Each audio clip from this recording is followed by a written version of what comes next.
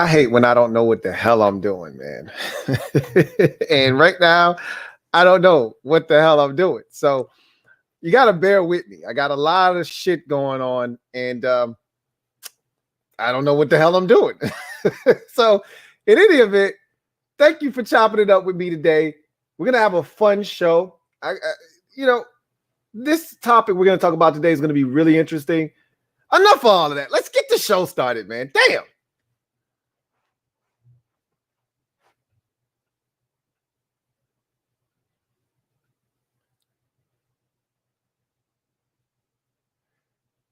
Who else could it be but me, your man, Louie T? Welcome to the 177th installment of the LouieTeeNetwork podcast. I, of course, am your set man, Louie T. Thank you for joining me.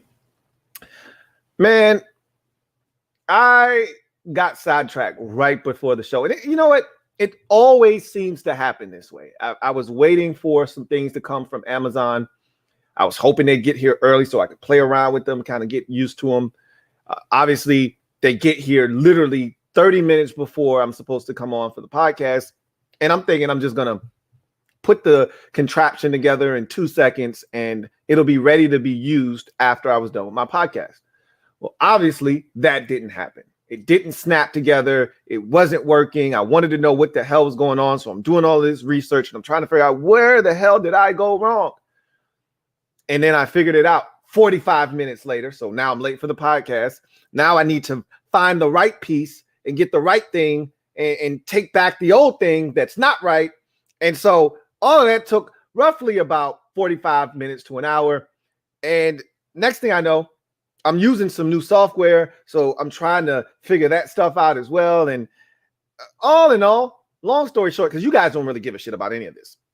Long story short, I'm discombobulated right now. I got shit going all over the place. I don't know if I'm coming or I'm going. And what day is it? It's Wednesday, right? Right. So, yeah, see, I'm all over the place. But I need one of those woosah moments. Woosah. Get my life together. Figure this out. You know, I blame all of this on the 4th of July holiday because my week has just been helter-skelter. Shit's all over the place. I think today's Tuesday because I didn't work on Monday. And it's just everything's out of whack right now.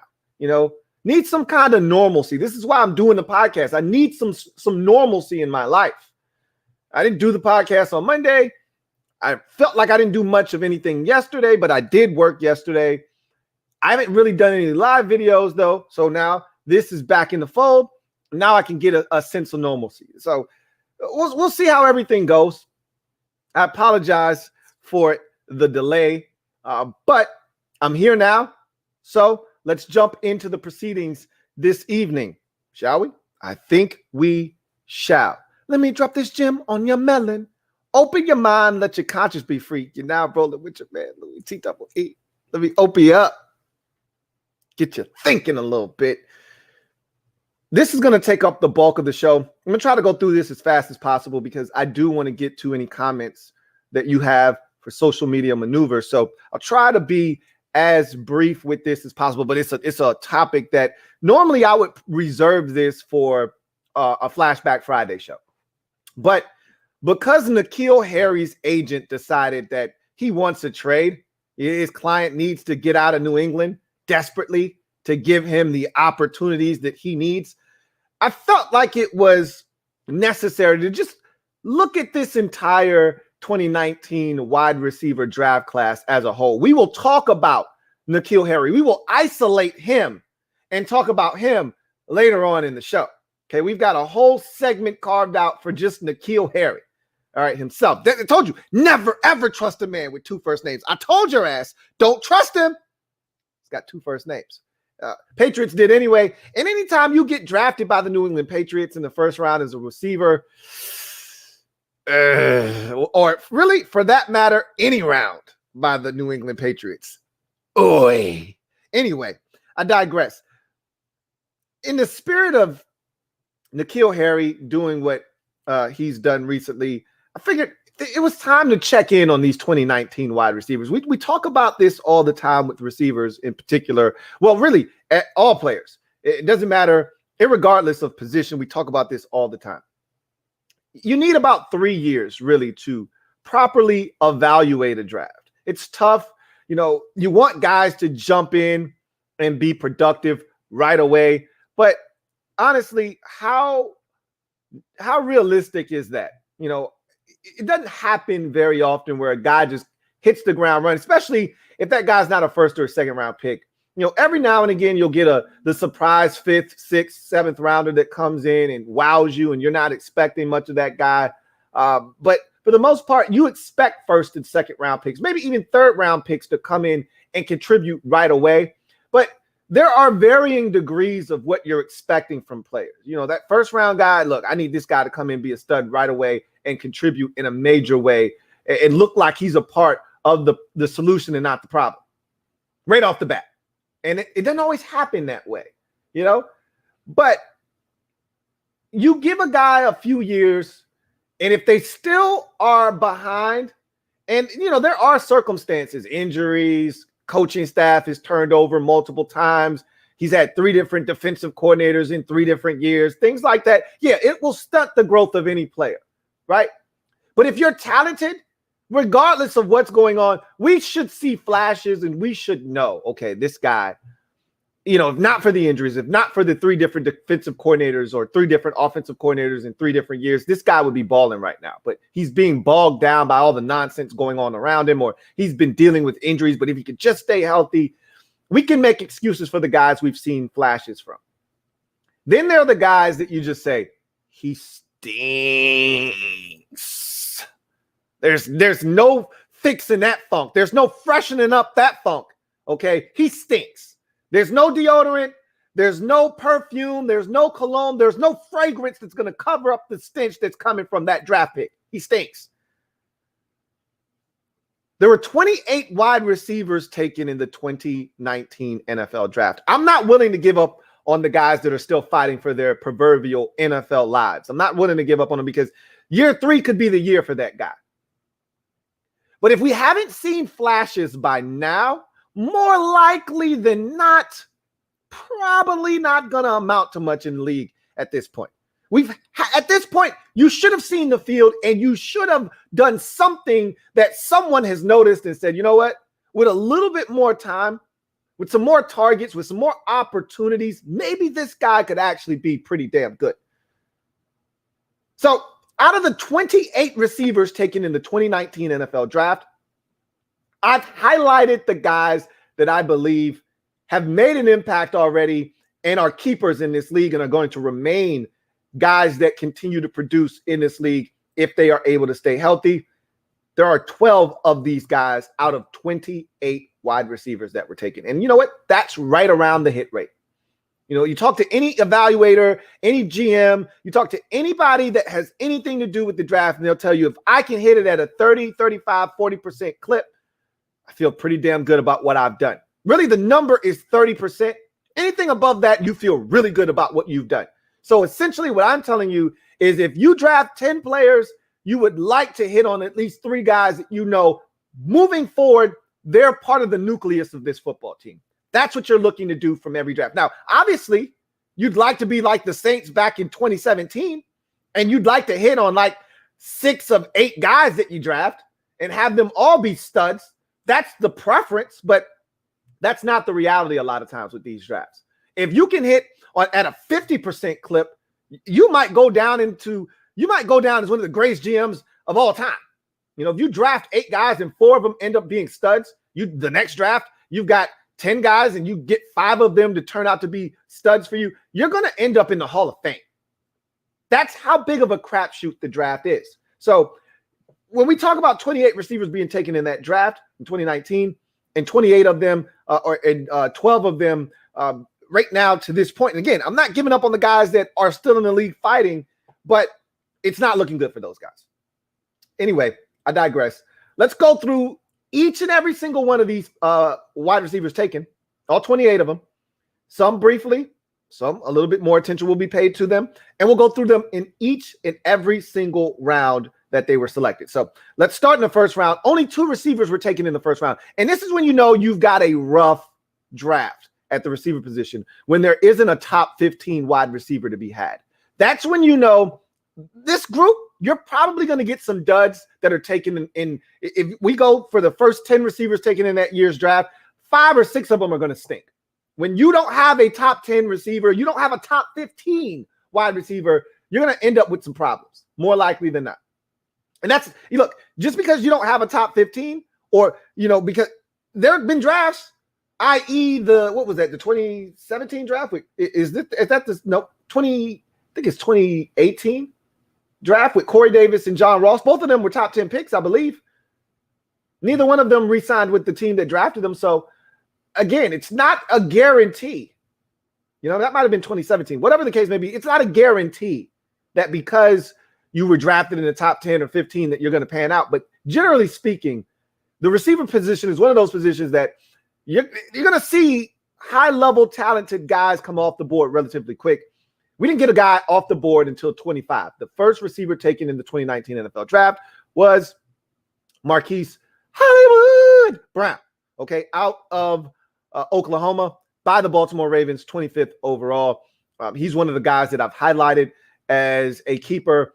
He's been continuing to ascend, dealt with some injuries early in his career. Last year, he was fully healthy, really started to make some big plays.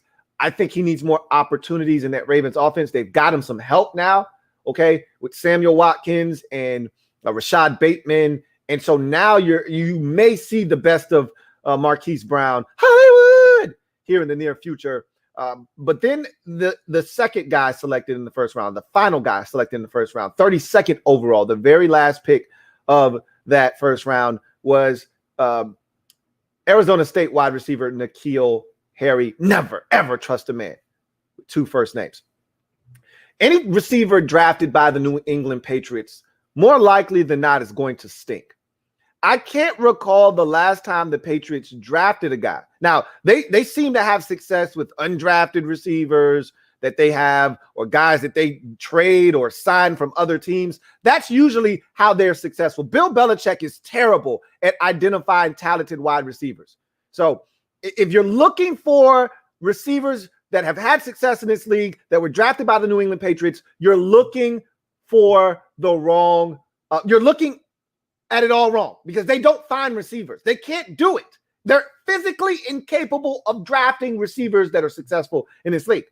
Look at all of the receivers that have had any kind of success with the Patriots, and every single one of them has come from another organization, whether you're talking Wes Welker, Danny Amendola, Julian Edelman, wherever. Edelman wasn't drafted.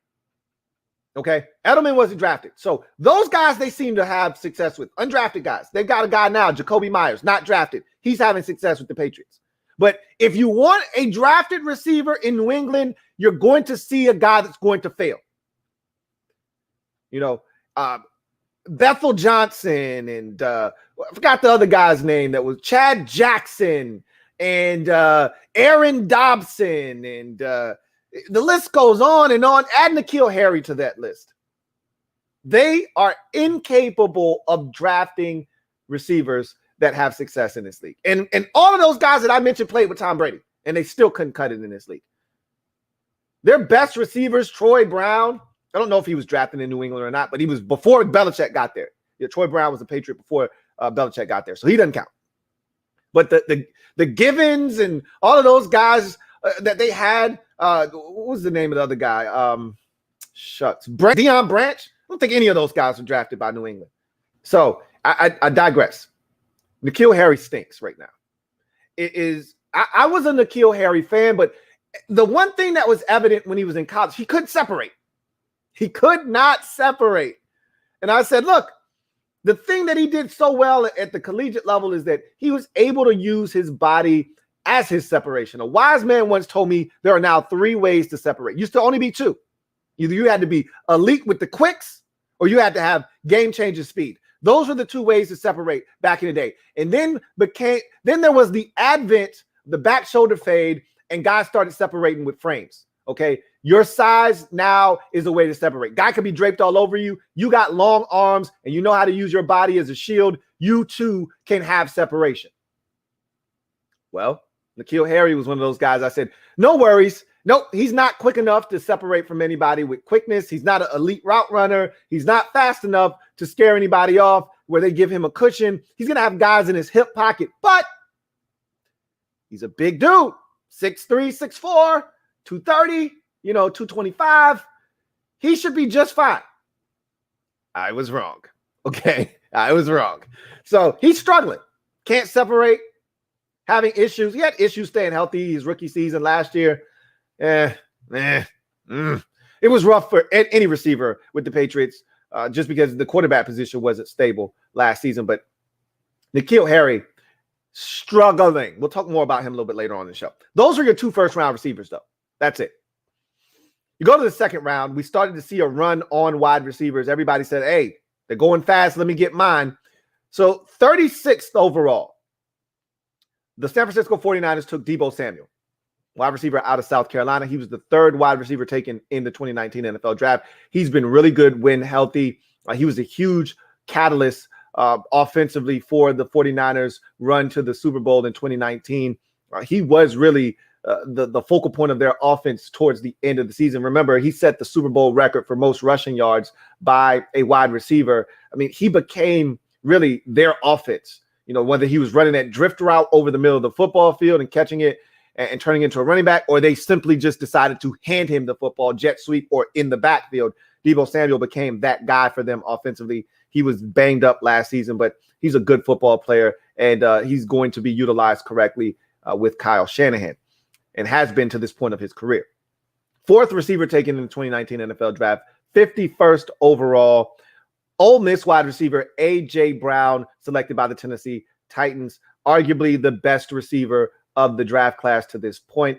I think there is maybe a 3-way tie, or you're depending on what your preference is. You got 3 guys, and we'll talk about those guys as we get to each and every single one of them. He's one of those 3 guys in this draft class that stands out. He's made big plays. He's also had some big drops. At the end of the day, he's ascending in this league as a big-time playmaking wide receiver. Is he a true number 1? I think there is a discussion to be had there. I think that's part of the reason the Titans went and got Julio. Not to say that he's not. A.J. Brown is not a number 1, but you can add a guy like Julio Jones, you do it. But I still wonder can he stand on his own?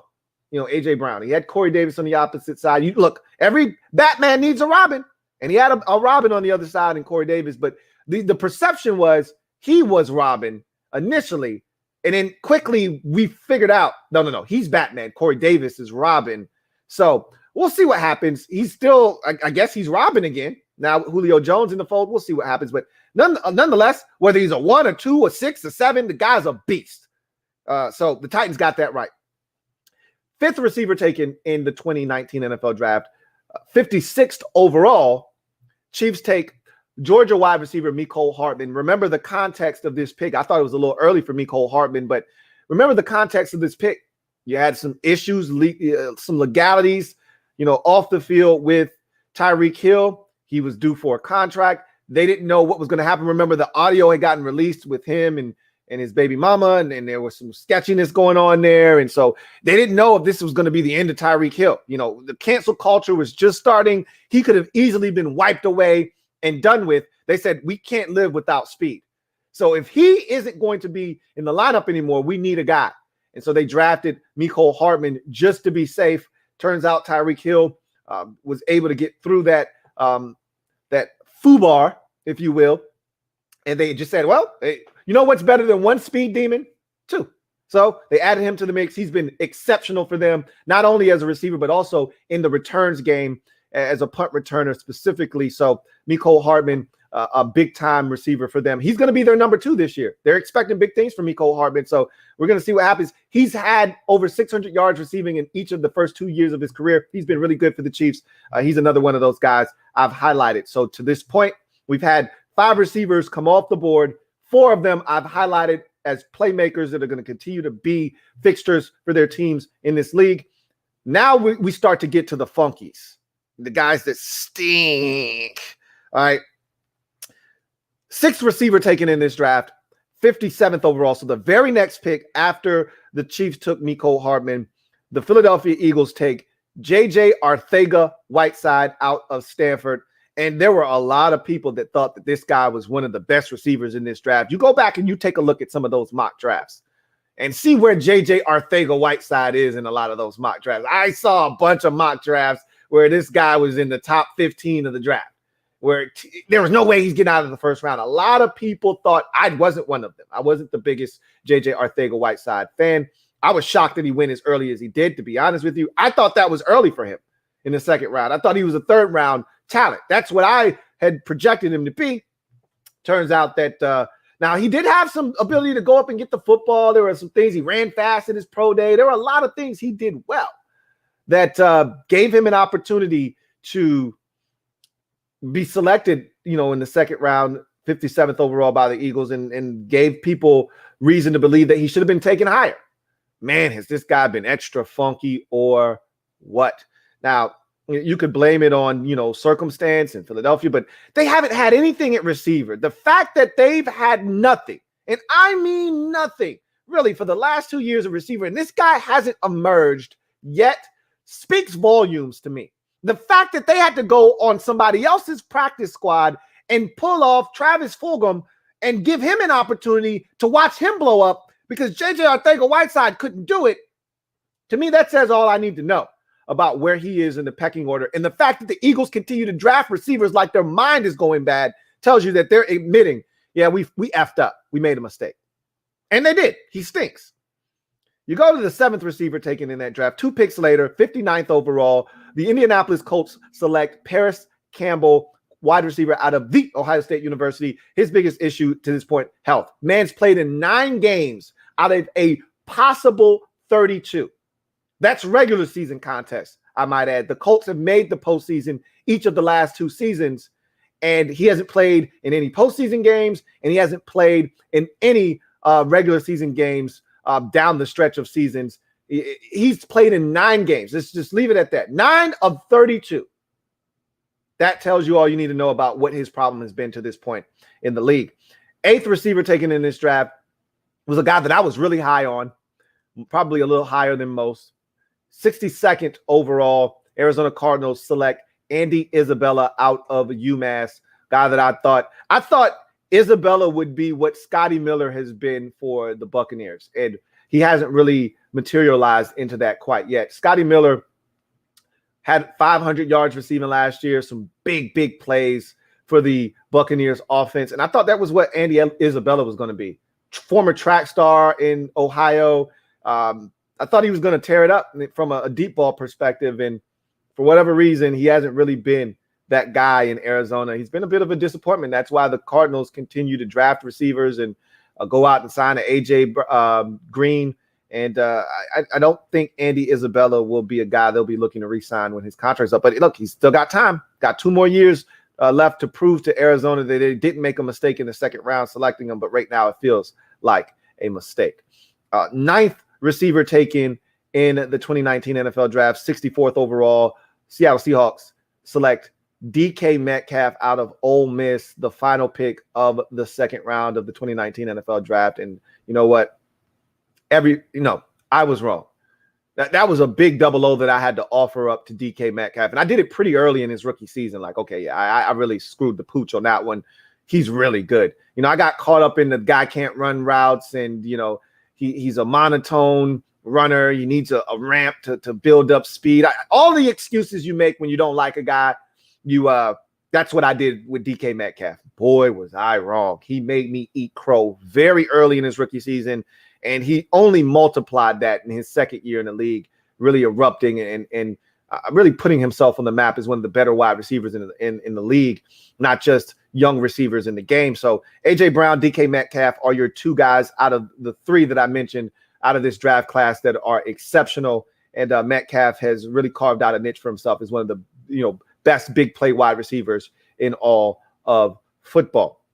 You go to the 3rd round. Okay, so 1, 2, 3, 4, 5, 6, 7 receivers taken in the second round of this draft. The only other round where more receivers were taken is the 5th. So that was a round where teams decided, let me get mine while the going is good, because these guys are running out quickly. And you know how it is with these players at specific positions, especially when you start talking about how deep the position is in the draft. It's while supplies last. You keep telling yourself, oh, there's depth. I can get a guy later. And next thing you know, you look up and there aren't any guys left of note. So go to the third round. 10th receiver taken in this draft, 66th overall. Pittsburgh Steelers select Deontay Johnson, wide receiver out of Toledo. And I didn't really know much about Deontay Johnson when this pick was made. Honestly, it was a bit of a surprise to me. I didn't get to him in my pre-draft studies. So I was like, okay, don't know this guy, but obviously they feel like they can recreate the magic of going to the MAC and finding a big-time wide receiver. They did it once upon a time with Antonio Brown, and they're looking to do it again here with Deontay Johnson. And it looked like it worked. You know, early on, I said, hey, this guy's got something to him. Last year, he was well on his way to having a 1,000-yard season, and then the dropsies came and visited old Deontay Johnson, and he couldn't seem to corral anything. Couldn't catch claps in a whorehouse, as a wise man used to say. And the guy's talented. You know, there's no ifs, ands, or buts about it. He's a part of a big three-headed monster out there in Pittsburgh. And you could argue that of the three-headed monster, he's the most talented of the trio.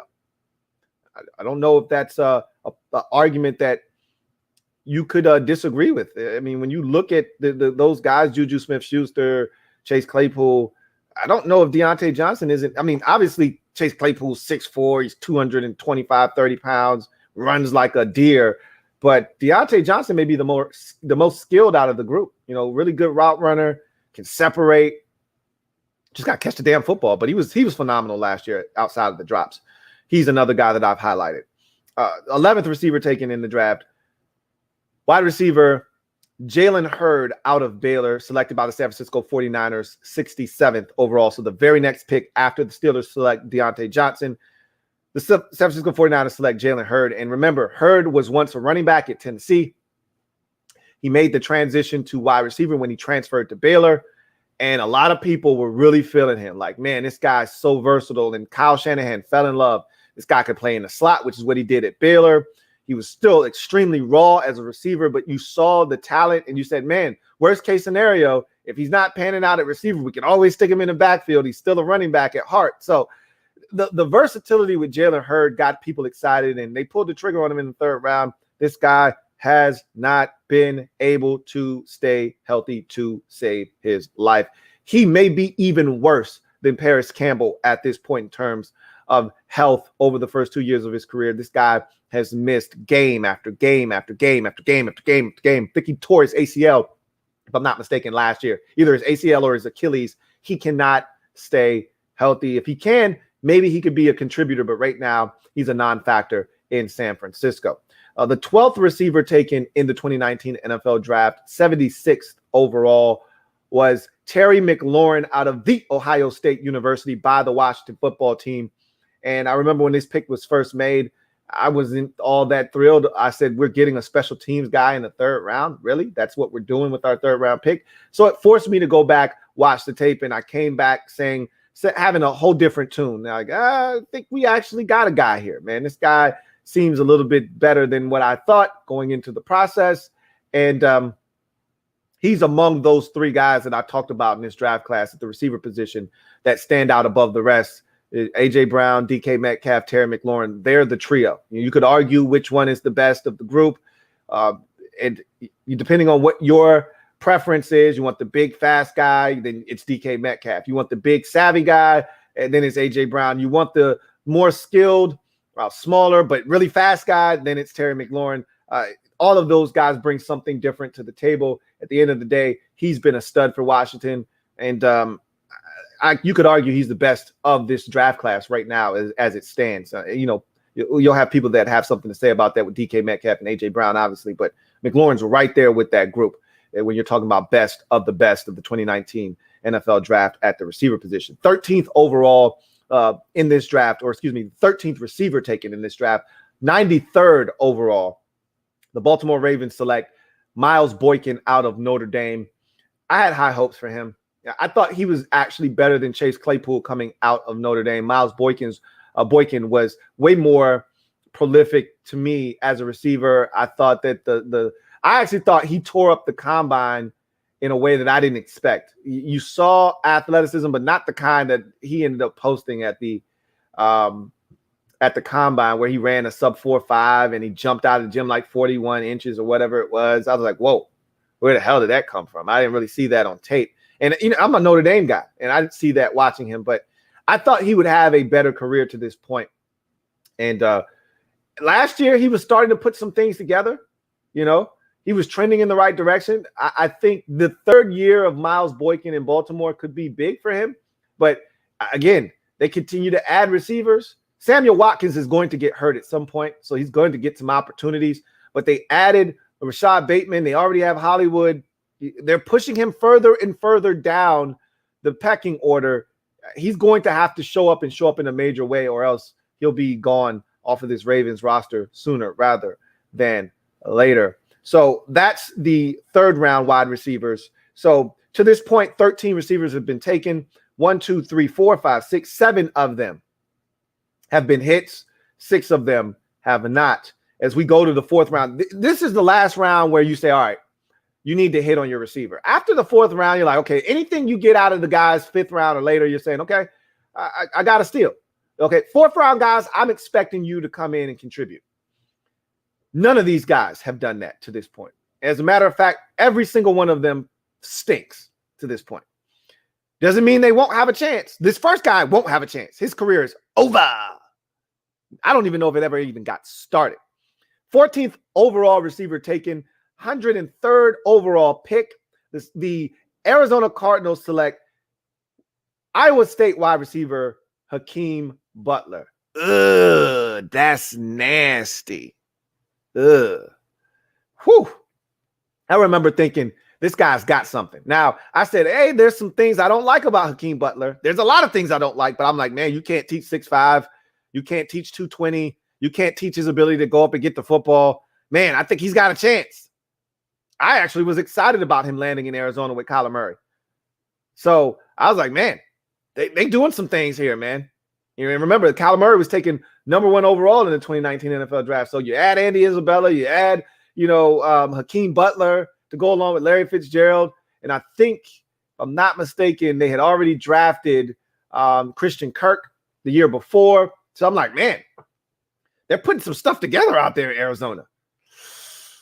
Ugh, kind of wrong about that. Andy Isabella, not so much. And Hakeem Butler, I don't think he saw a snap in Arizona. I don't think he's seen a snap in the National Football League.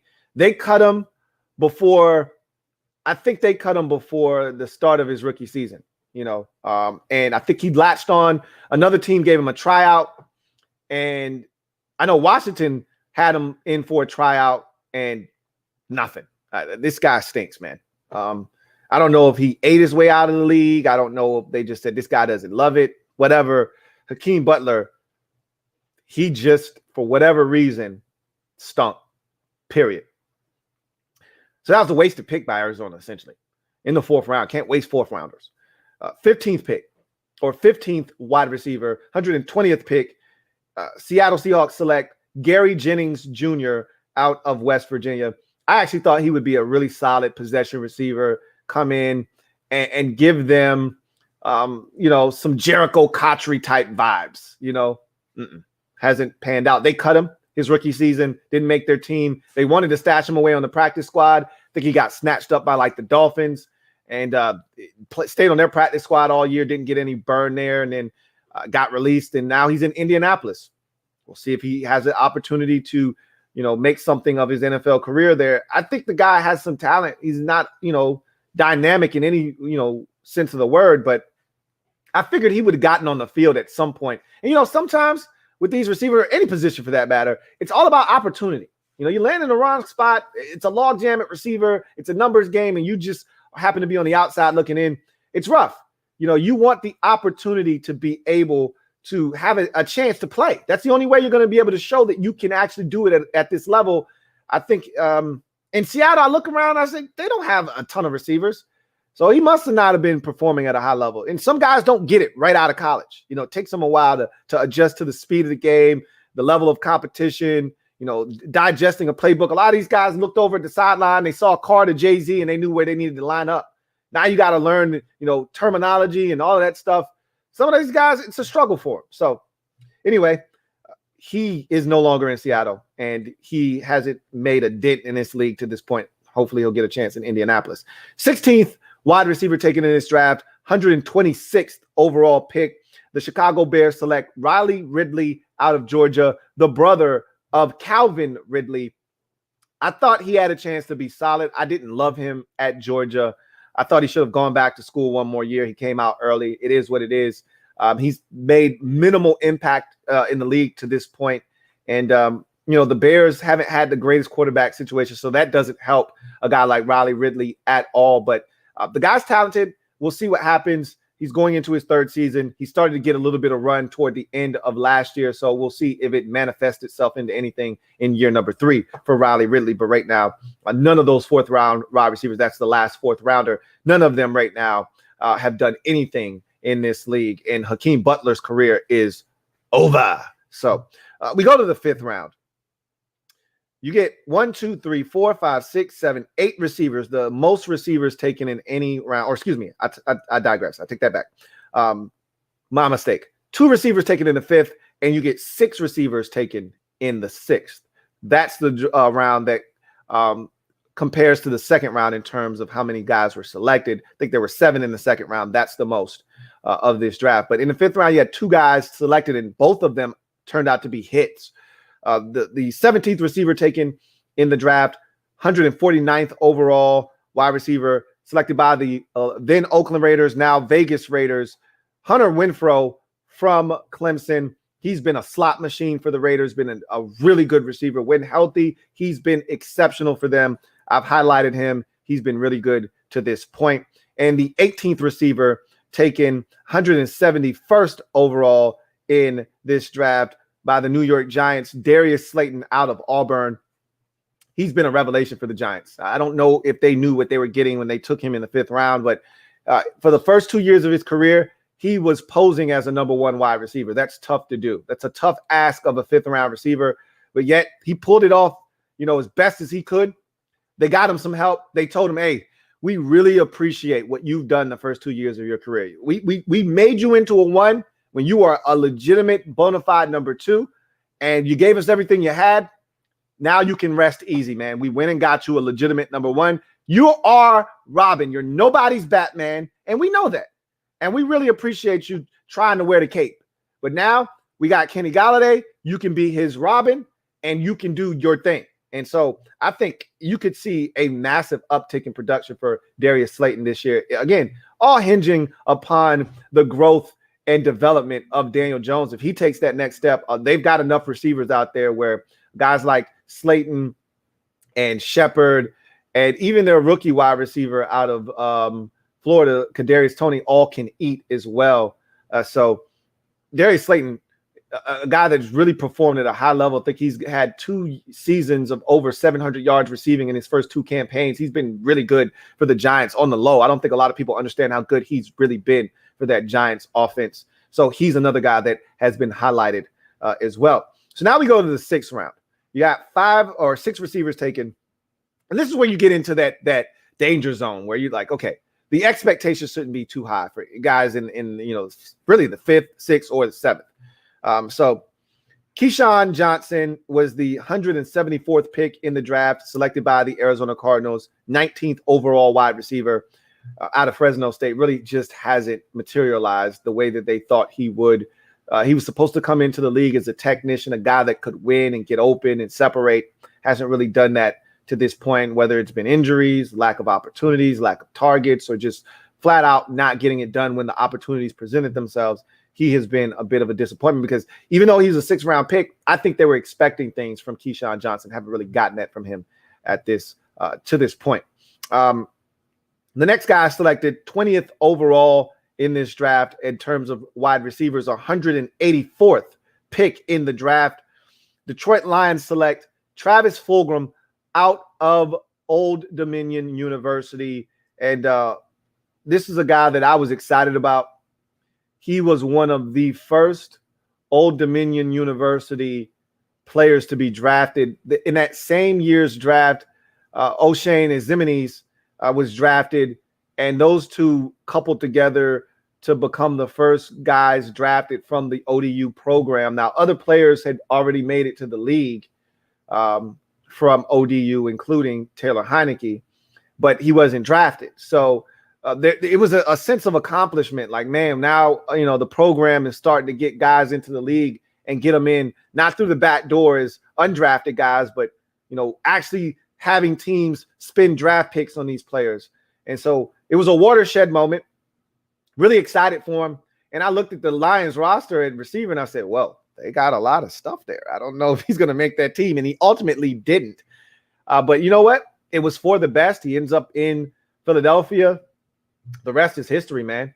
Guy was phenomenal for the Eagles last year. There was a stretch where he was their best receiver, if you can imagine that. I mean, there was a game against the Steelers where Travis Fulgham had like 11 or 12 catches in the game, or 13 catches. I was like, shit, is there any other receivers out there anywhere? Like, it was that 49ers game, the Steelers game, and it was like maybe one more game in there where it was the Travis Fulgham show, starring Travis Fulgham. And I was so happy for him. Even though he was a damn Eagle, I was happy for him. So he's a highlighted guy, man. Guy had over 500-600 yards receiving last year. So he didn't do it with the Lions, but he's found a home in Philadelphia. We'll see what happens with him. He was the 20th receiver taken in the draft. 21st receiver selected in this 2019 NFL draft. 187th overall. The Denver Broncos select Javon Winfrey out of Colorado. He's a guy still continuing to try to adjust and adapt to the NFL. He's been making some plays in camp. I heard the OTAs, he was making some plays. We'll see.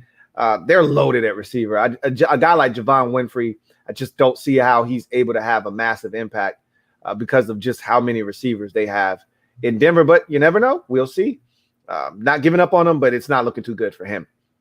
22nd receiver taken in the 2019 NFL draft, 203rd overall. Atlanta Falcons select Marcus Green out of Louisiana Monroe. He was supposed to be a gadget guy, return guy, do a little bit of everything, jet sweeps, get it into his hands quickly, use him as a return guy as well.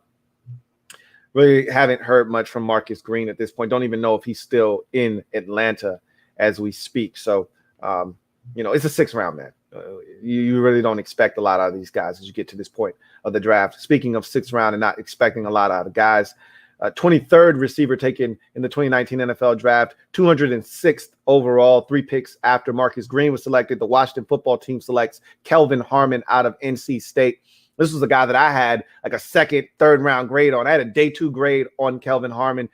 They end up getting him in the 6th round. I was elated, and I thought we got an absolute steal. And there were times in his rookie season where he flashed and he showed some things that got you excited. And I was really excited for year 2 of Kelvin Harmon. And then he tears his Achilles in camp. I think it was OTAs, actually. And that was the end of Kelvin Harmon. And honestly, I don't think he's going to make the roster. And I wouldn't be shocked if he ended up on someone else's team. He may end up on Washington's practice squad. But all it takes is one injury. When you're a 6th round pick, all it takes, and then you get a coaching change, a regime change, really, because the whole philosophy changed. The guy that drafted you is no longer here. Kyle Smith was the guy that drafted and felt really good about Kelvin Harmon. He's no longer in Washington. So I don't think that there's going to be much debate. If he doesn't come in, if there aren't some, injuries or something like that, if he didn't come in and wow them, and, I just don't see how he makes the football team. So we'll see what happens with Kelvin Harmon. But, he was trending in the right direction. The injury derailed him, and, he's just a guy at this point now. You go to 24th receiver taken, 208th overall selection. Tampa Bay Buccaneers select wide receiver Scotty Miller out of Bowling Green. And you could argue that he's the last guy I got highlighted, by the way. But you could argue that if we were ranking these receivers and their impact to this point of their careers, no, he'd probably be last. He didn't have much of an impact as a rookie. But last year, he was big for the Buccaneers, man. The big catch against Green Bay right before the halftime break. Made a number of big catches during the regular season, getting over the top and stretching the football field vertically. Scotty Miller's been exactly what I thought he was going to be for the Buccaneers, a deep threat that can hurt you vertically. And because of that speed, you have to respect him. You come off of him, and now he's running underneath routes and getting wide open. So he's been excellent for the Buccaneers on a deep receiving core. He's fit right in and giving them even more depth. And he brings something to the table that really none of their other receivers do. And that's just flat out, pure, unadulterated speed.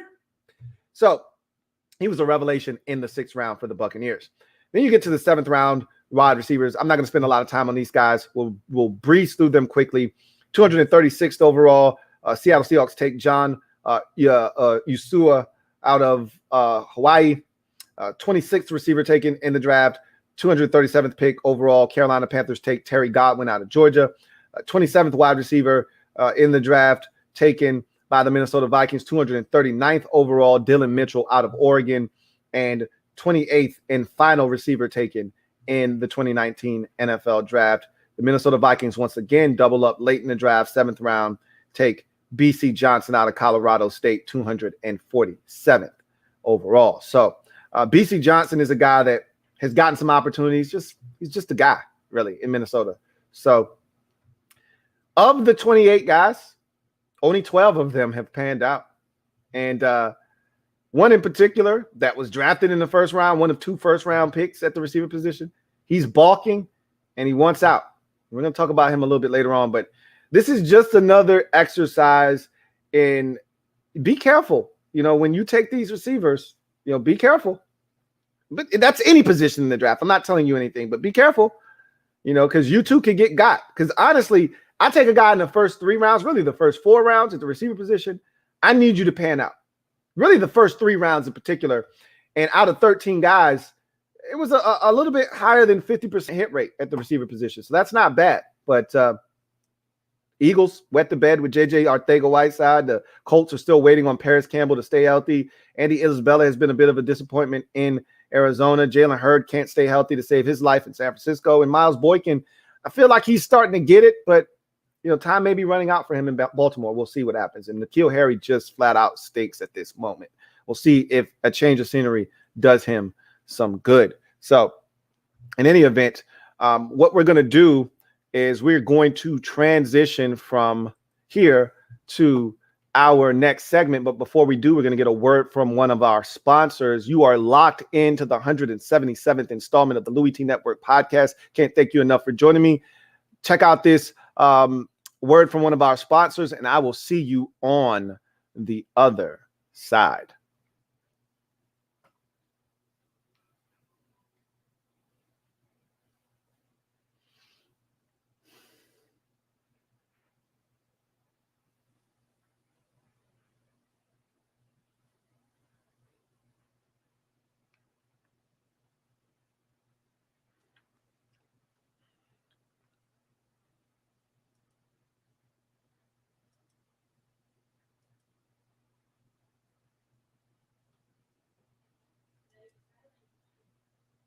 Huh? The sound isn't playing. On what?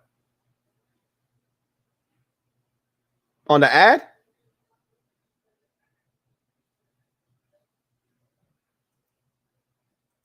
Oops.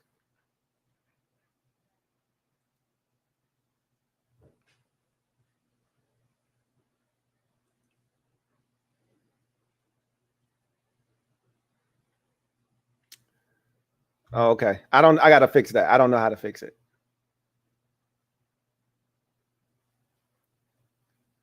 All right. Well,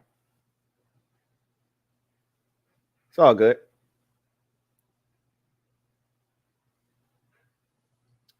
It's all good.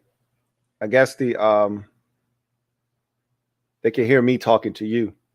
You telling me that they can't hear it. So I'll just let it finish playing. If they can hear me, that's cool. It's not a big deal. Like I said, I gotta iron out all the kinks. All of this stuff is new to me, so I didn't get to play around with it because of the damn camera. So I'll figure that stuff out.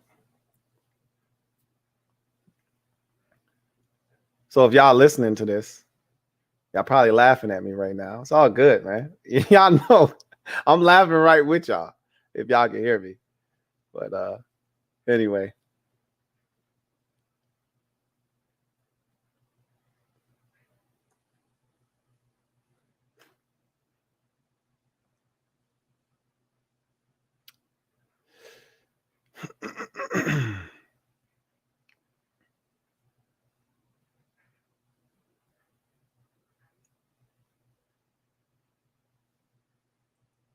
So that was an epic fail. Had had the sponsorship playing, and you guys apparently couldn't hear it. So uh, I don't really know how to explain that, but again, that's what happens when you're using something different. So we'll see. I'll get this stuff right. I always do. I'm always a little slow to the game. I'm always a little late to the party, but I figure it out, as I often do. If you're out there and you are watching this, please subscribe to the Louie T Network for more great content. Turn on your notification bell so you don't miss a thing. And do me a favor, just touch that like button a little bit, man. Caress that like button a little bit, if you will. If you're listening to this on a podcast platform, make sure that you subscribe for more content on the Louie T Network podcast, and rate and review this podcast if at all possible. That helps with the rating of this podcast and ranking it on different outlets such as Apple Podcasts. So if you're out there, you're listening to this, not watching it, please rate and review 5 stars and a positive review. That's what we're looking for. So in any event, we're on to social media maneuvers. And again, I am going to try something different this time. So if you're out there, use the hashtag LouieTLive to have your comment read on the air. And we will try to get to as many of these as possible, and the ones that are pertinent. So with that said, let's get to social media maneuvers, where you guys get to take over the show. And the first comment is from my guy, Rich, who says, if you haven't already talked about it, what happened on Monday's pod? Monday was an off day. Rich. I was traveling back from my parents' house, and I got here in time. I could have done a pod, but I was exhausted. And I said, you know what? It's a holiday. Everybody's off. My mom's off. Everybody's off.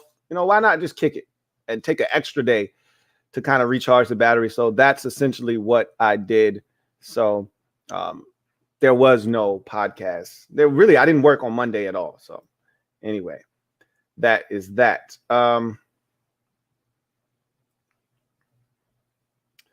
So Rich, let's see what Rich says here. Let's see. Gotta find it. I gotta figure out. All right, I'm trying to sync up everything. How far down do I need to go? Here we go. So this one is from Rich again. He says, Lou, couldn't hear the intro and I hear no music. I can tell you're using a streaming platform. So yeah, that's something I'm gonna have to iron out. If I can't get all of that stuff to work, then I won't use this platform. But I like the visual aspect of it, being able to show the comments on the screen and things of that nature. I really like that. I enjoy that. But if I can't get some of the bells and whistles that I'm accustomed to, then I'm going to have to not use this. So I'll figure that stuff out if at all possible. That's something I can do. If not, then I will definitely go back to what I was using before. So any event, got another one here, another comment here. This one is from Kevin the PRF. My guy Kevin the PRF says, the media keeps poking a stick at Rodgers and he remains non-committal. What's your 2-year prediction? I've already stated what I think is going to happen with the Aaron Rodgers situation, Kev. I told you he's going to play in Green Bay this year. I've heard so many people say that this guy's he's ultra competitive. We saw that, and I didn't watch not a single second of that golf match with him and Tom Brady and Bryson DeChambeau and I think, who was it? Phil Mickelson, I think it was. I didn't watch a single second of it. I could care less about that stuff. But he won. You know, he beat Tom Brady, which is something that who played against him last year? Who I can't remember who it was last year, but they couldn't beat Brady in Mickelson last year. So Rodgers is a guy that's hyper competitive. He wants to play ball. There's no doubt in that. There was some thoughts that maybe he didn't really want to play ball and he wanted to go host Jeopardy. No, he wants to host Jeopardy, but he wants to play ball above all else. So he's going to play for the Green Bay Packers this year. There's no doubt in my mind. He doesn't want to show up for camp, nor does he need to show up for camp. He knows the offense. He'll be there a week before the season starts, and he'll be their starter week 1, and they'll move forward. I'd already told you, I think he's going to be traded in the offseason next year. I think that's when the Packers try to maximize what they can get from him. The plan all along was to trade Aaron Rodgers, not after last season, but after the upcoming season, after 2021. That was the plan all along. They need to see Jordan Love. So the plan was they didn't select Jordan Love just because. They selected him to be the heir apparent, to take over for Aaron Rodgers. So they were going to move Rodgers. They just didn't want to have it happen like this. And they really didn't expect, and to the Packers organization, in their defense, they didn't expect Aaron Rodgers to win the league MVP this past year. Like, they thought he might be on the decline here shortly. So Aaron Rodgers said it himself, I threw a wrench in their plans. When they selected Jordan Love, they didn't think I was going to win the MVP, so we see what's going on here. And I think at the end of the day, Rodgers isn't going to allow anyone to push him into making a decision earlier than he wants to, or commit to anything. But he's going to play ball. He's not showing up for training camp. He's not playing in any preseason games. They can find him all they want, whatever they decide to do, but he'll show up when the games count. That's what I think ultimately is going to happen.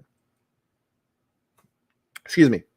Rich says, would you take N'Keal Harry if he gets cut? I would. I loved him out of the draft, and I remember early off-season rumors that there were, and other communities that had a convo on it down to do it. No, I don't want any parts of N'Keal Harry. We got enough receivers in Washington. That was something I was interested in potentially doing last year when we didn't have a lot of guys. And I remember when he was potentially on the block last year when the Patriots were unhappy with him.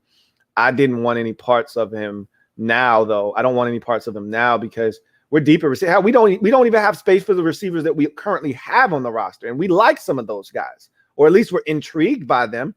So the fact that he's available right now, I'm not interested at all. Let him go somewhere like Detroit where they have nothing at receiver and get an opportunity there. But we got too much stuff as it is. I don't see how he can help us at all here in Washington. So let's see. Got another comment here from Rich. And Rich says, 2017, Lou, it wasn't Ross who was the top pick. It was Mike Williams. Mike Williams out of Clemson. So that must have been the 2018 draft then. It's 2018. I think I said 2018. I said it might have been 2017, but it's 2018 because all those guys in the 2018 draft needed to have their fifth-year options picked up, and they didn't. Let me go. Let me look. Hold on, because I think it is the 2017 draft that you had to have your fifth-year option picked up, or you would become a free agent. So let's just look and see. I could have sworn that John Ross was like the 7th pick in the draft when he was drafted. So it might have been the 2018 NFL draft. Let's go and just check and see real quick.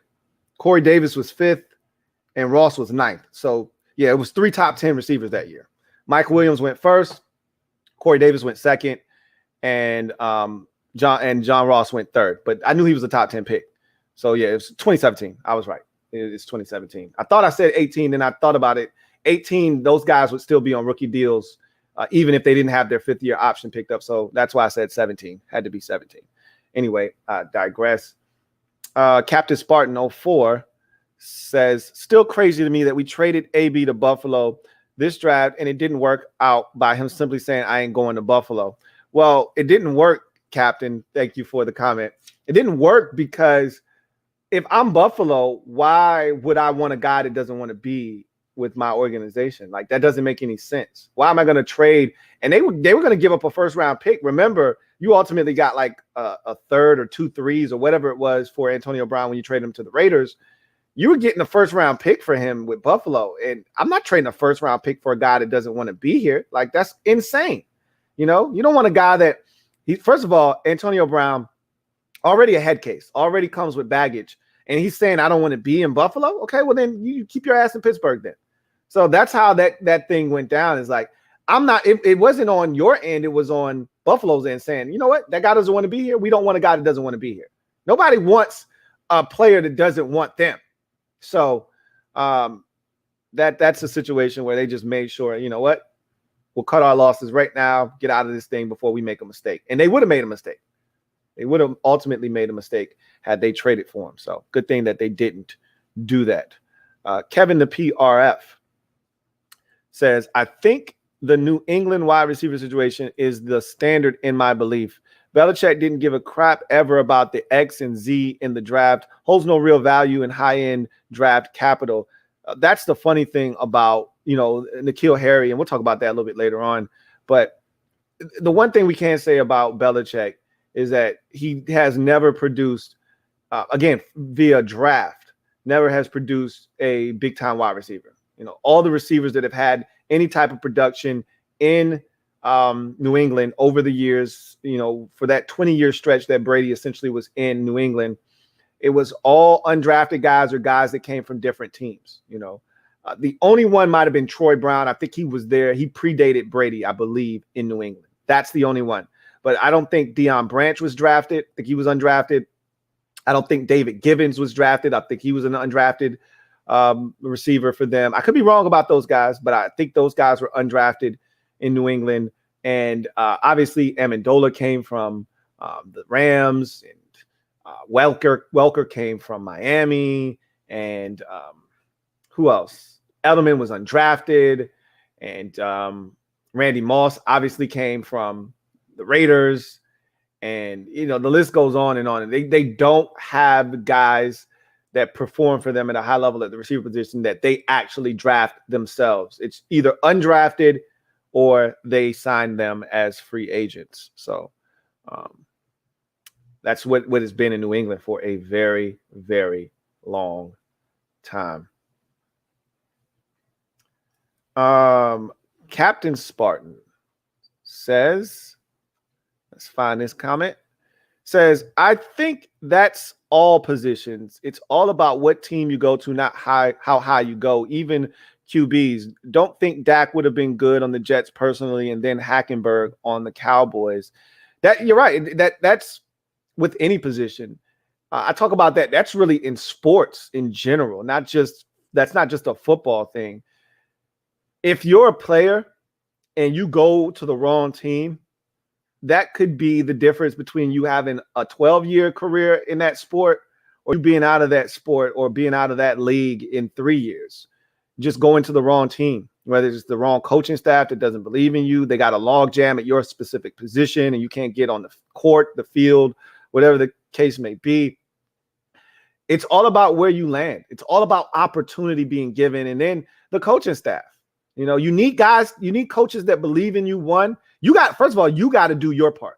But it doesn't matter how much effort and time you put in. Doesn't matter how talented you are. If you can't get on the field or the court to showcase what you can do, it doesn't really matter.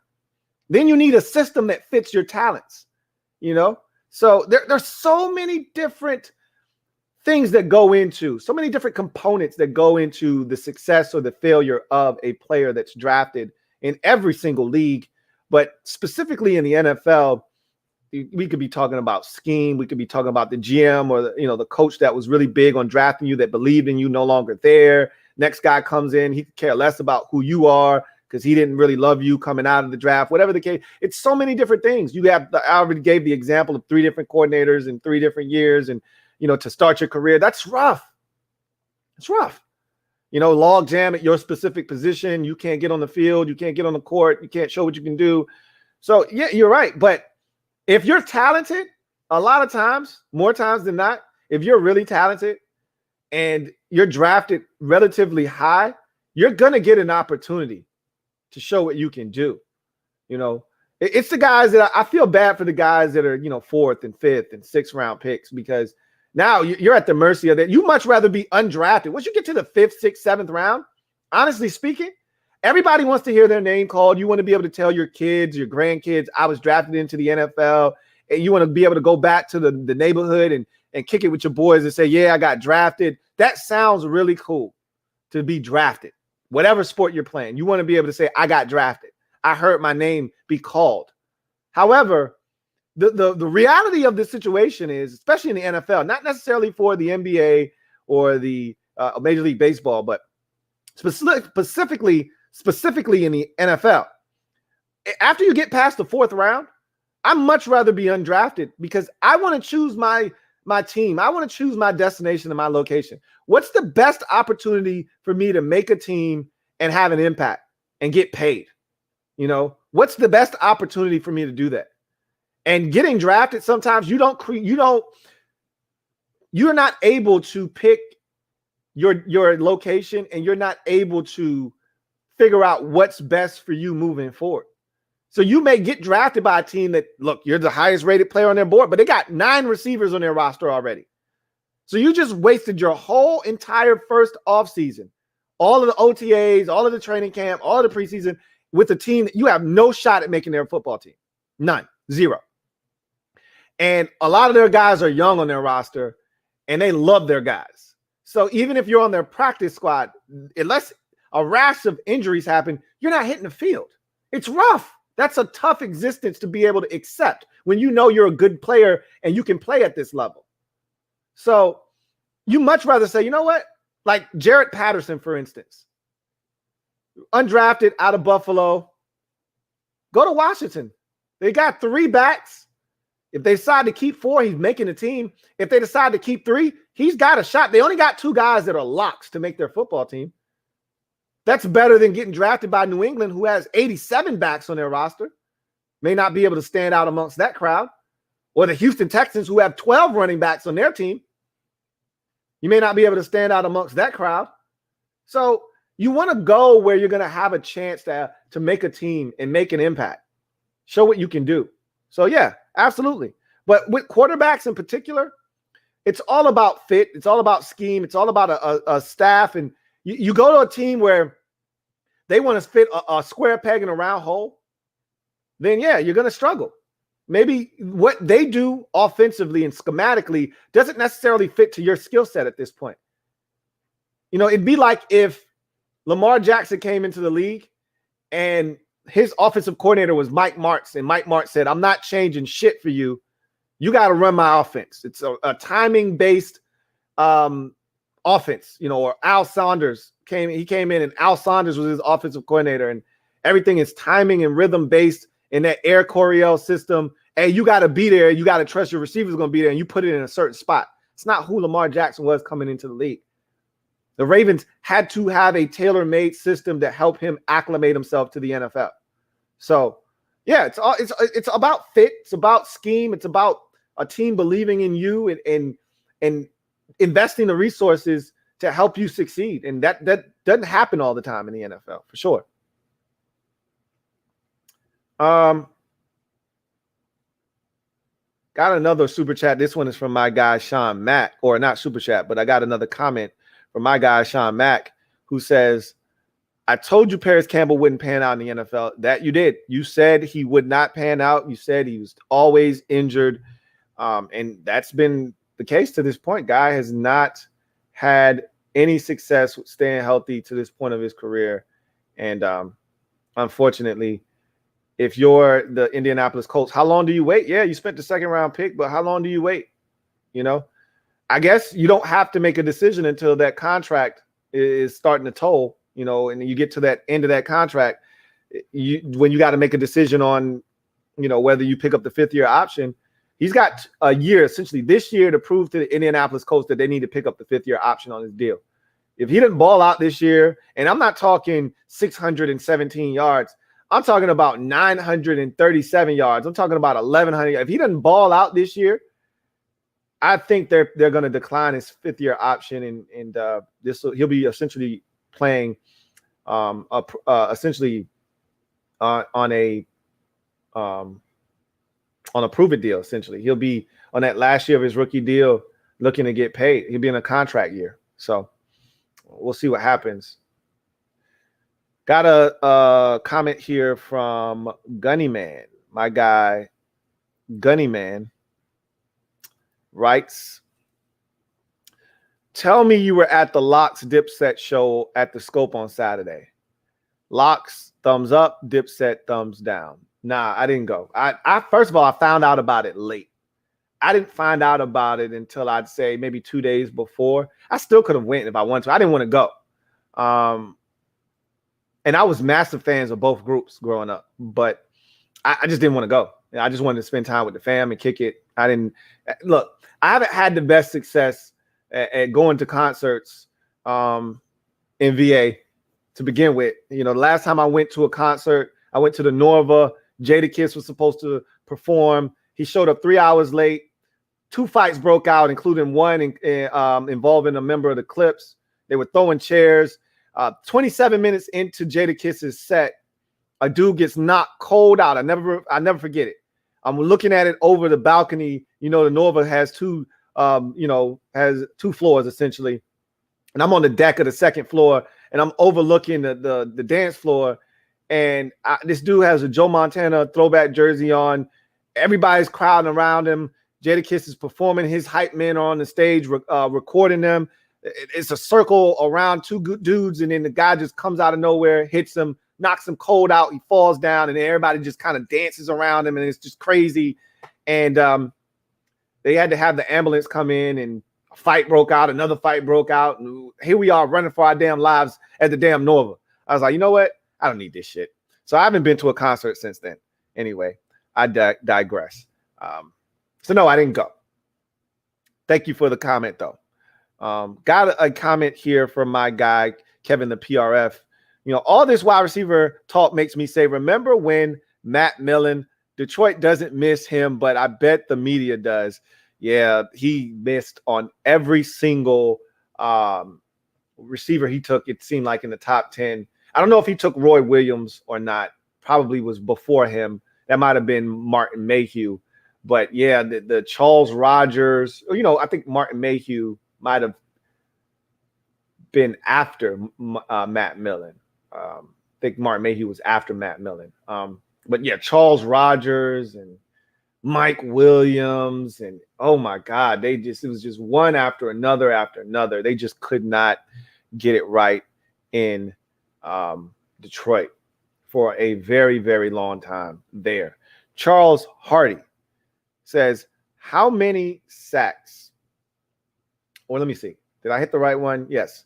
How many sacks does Chase Young need to get to consider his second season a success? It's not all about sacks. You know, it's not all about sacks. It's more so about impact. And I think I see your comment, Sean Mack. You know, I forgot all about hockey. I'm not a hockey guy. You know that. Anyway, it's not about sacks necessarily to, you know, make his second season a success as much as it is impact. You know, some fans get caught up on sacks and numbers, and, you know, some members of the media do as well. That's the easy number to go straight to, Charles, is to go to sacks and say, oh, like Jadeveon Clowney is a great example of that. You know, you talk, oh my God, Jadeveon Clowney stinks. He's never had double-digit sacks in his career. He doesn't get sacked. And I always tell people that Jadeveon Clowney's impact can't be measured in sacks. It's measured in his ability to disrupt a game, impact a game that way. And he's always been able to do that, especially in the run game. But, you know, and he's been a high pressure guy, but he doesn't get there and get the sack numbers. For Chase Young, I expect a jump in production, but he's going to need help around him because he can't consistently be getting double and triple teamed and expect him to post these astronomical numbers. Guys around him are going to have to play at a high level for him to do what he needs to do. But when you're a beast, they can't double and triple team you all the time.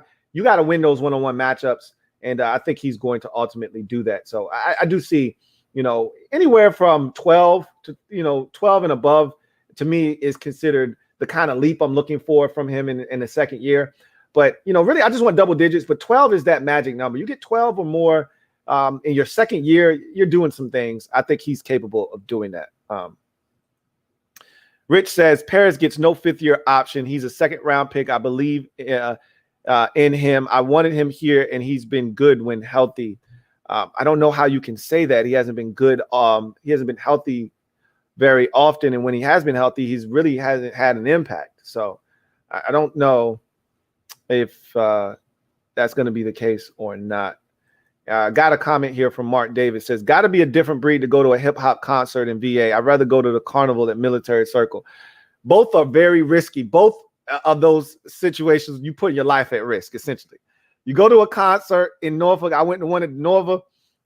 Again, running for my life. We running out of a back emergency exit. I got to worry about where my sister is because she came with me just to make sure we're safe. And, I can't remember the last time as a kid I went to the carnival at Military Circle and it wasn't gunfire. And all you had to hear was one, ah! And you didn't need to wait around to see if everybody else was going to start running. That was the cue. Take off running, bruh. You get your Nikes, bruh, okay? You're fast as lightning, bruh. You better get your Nikes, bruh. Don't come there trying to stunt in some Timbs. It's hot anyway. It's usually the summertime. Don't come trying to stunt, though, in your best shit. Come in your running gear. Because at some point,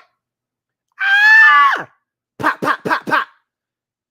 All I got to hear is, or I got to see people running in the opposite direction. I'm just taking off. No questions asked. You're absolutely right, Mark. So I know you know about VA. The 7 cities at least. I know you know about it here. Anyway, I digress. Let's get to the final segment of the show. And so let me ask y'all this real quick. Switching things up real quick. So y'all can't hear the background music then, correct? And just putting yes or no. Y'all can't hear the background music. I'm assuming y'all can't hear the background music. If you're telling me that you haven't heard any music, you're not hearing any of the audio from anything other than my voice, y'all not hearing none of that stuff, huh? So you're not hearing the background music when I switch segments and none of that stuff. Somebody said yes. Somebody said no. I'm seeing more no's than anything. Okay. Rich says he meant no. Okay, cool. So, all right, that's a problem for me. That's a problem. So we're going to have to get that fixed.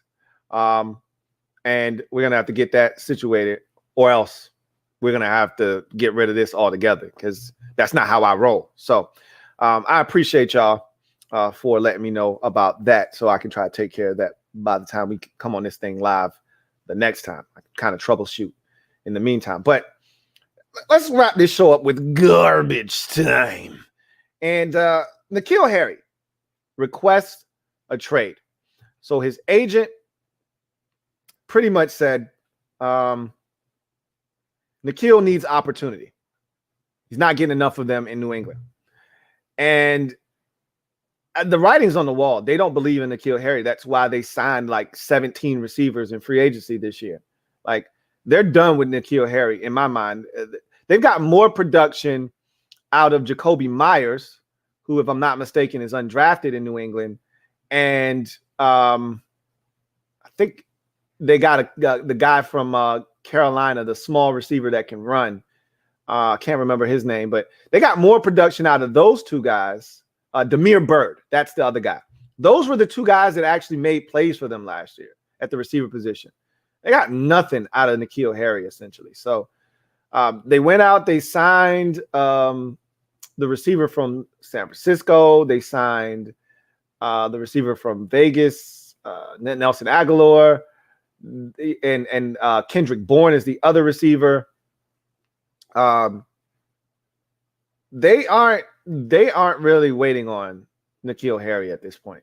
Here's the thing I find funny about this, though, is his agent says, the quarterback situation hasn't been the most stable. And, hasn't had a lot of opportunities. He hasn't had a ton of targets. I think he showed the amount of targets. I think it was like 90 some odd targets in 2 years for N'Keal Harry. He said, my guy, his best attribute was being able to go up and get the football. And he's not getting opportunities to do that in New England. He needs a change of scenery. And I'm like, hey, guy, your dude stinks right now. One. Now, let me just say this. Really would have loved to have seen him a full year healthy with Tom Brady. Didn't get that. He was banged up in his rookie season. And year 2 wasn't great at the quarterback position between Billy Ho, Cam Newton, Jarrett Stidham. It was a funk fest is what it was. So that wasn't conducive to success either. But that said, Damiere Byrd was making plays. Jacoby Myers was making plays. If those guys can make plays, why can't you find a way to make some plays? So we can make all the excuses we want, but other dudes are finding a way to flourish. Other guys are finding ways to contribute. Can't you? So it's funny because his agent's like, yeah, we want to trade. As if anybody is out here in these streets checking for N'Keal Harry. That's such an empty announcement. It's like going to a stadium, and the stadium is notorious for having hot dogs that send you straight to the bathroom. Nobody wants to eat the shits, right? And so the PA announcer makes an announcement that the stadium gave him to make over the intercom at the game that says, hey, right now at every concession stand in the stadium, they're giving away free hot dogs. And everybody looks at each other and says, don't nobody want that shit. And they just go about their business. Like, they stop for a second because they heard the word free. And then he said hot dogs. And they go, oh, shit, I don't want that. And they keep it pushing. His agent steps up and gets on the bullhorn, on the megaphone, and says, everyone, attention, please. My client, wide receiver, former first-round pick, N'Keal Harry, would like to be traded. All suitors, please contact the New England Patriots. Thank you. And everybody was listening because they thought he was going to say something real. And then when they heard him say N'Keal Harry, they go, oh, shit, get the hell out of here, man. Go sit your ass down somewhere. Now, who the hell wants N'Keal Harry? And what do you possibly think the Patriots are going to get for him? There's nothing to be had. They spent a first-round pick on this man, and the best they could possibly probably get for him is a swapping of late-round selections, preferably 7th round. And you give me pick 216, and I'll give you pick 232. That's the best you can get for N'Keal Harry at this point. Or the Patriots just say, you know what? Here, take him. Just give me a 7th round pick, and we'll call it even. That's, to me, the only way the Patriots will move this guy. And if you think that that's in the best interest of the Patriots right now, they have no interest in trading him for a 7th round pick right now. They still don't even know what they have at receiver. They need to go to camp. They need to see what everybody does. They could have a rash of injuries for all they know. They want a training camp. They want to trade before training camp. If that's not what's in the best interest of the Patriots, they're not going to do it. But I just laughed at his agent because, the agent could care less what the compensation is for his client. He care less. 6th round pick, 7th round pick. He give shit about what it is because he don't care what the Patriots get in return for his guy. He just wants his guy to get a fresh start, another opportunity somewhere else where he can have a chance to maybe get on the field and get more opportunities and more balls thrown his way. But at the end of the day, I just found it funny. Like, your guy has stunk. Like, where do you get off demanding a trade at this point? What have you done that screams, hey, look, man, when he's healthy, dude's been a beast. He just needs some more opportunities. Nah, he just stinks right now. And one of his biggest issues was he couldn't separate in college. He wasn't a great separator in college, but he could go up and get the football. Well, this isn't the Pac-12.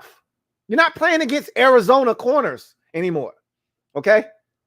You're not playing against Oregon State Beaver corners. Guys that aren't going to play at the next level.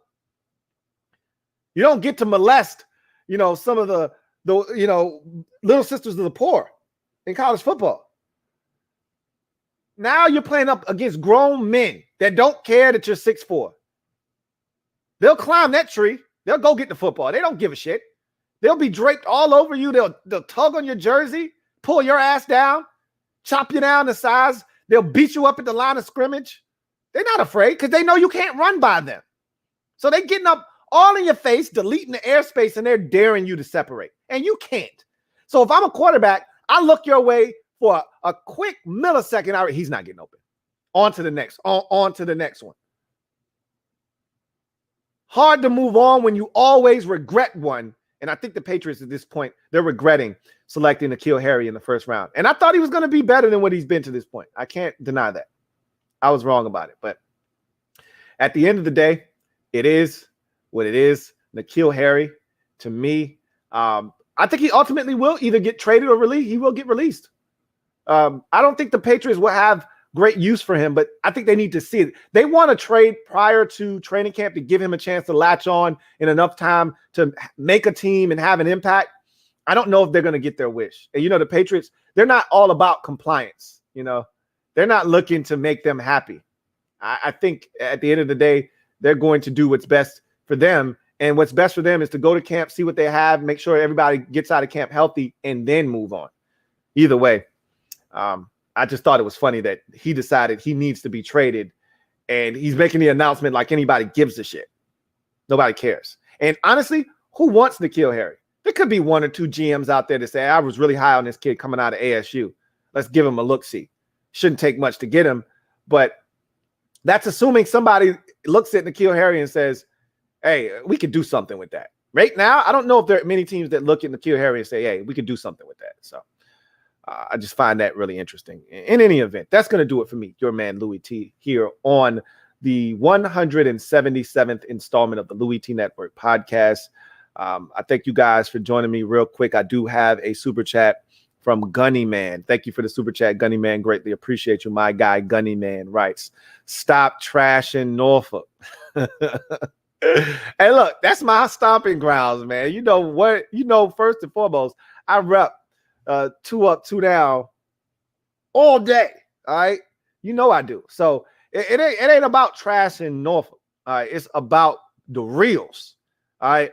The city be on one sometimes. And I ain't afraid to talk about it, because that's my city. That's where I'm from. That's home. So anyway, I digress. I thank you guys for joining me on the 177th installment of the Louie T Network podcast. I look forward to chopping it up with you guys on Friday. Hopefully I'll have all of these issues ironed out. And if not, we'll be back to the old school, to hell with all of that other stuff. So we'll see what happens. Maybe this particular scene isn't right for, with all the bells and whistles that I have, isn't right for this particular platform. Maybe I can utilize this for my other streams where I don't have music and all of those other bells and whistles. So it'll get used eventually, but maybe it's not for this platform, but we'll find out. Maybe there's a way to make it work. Either way, thank you guys for joining me. Remember, I am your man, Louie T.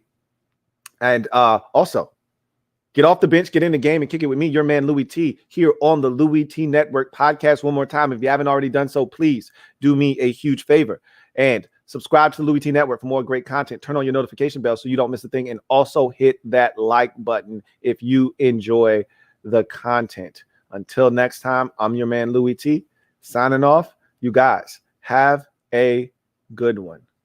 Take care.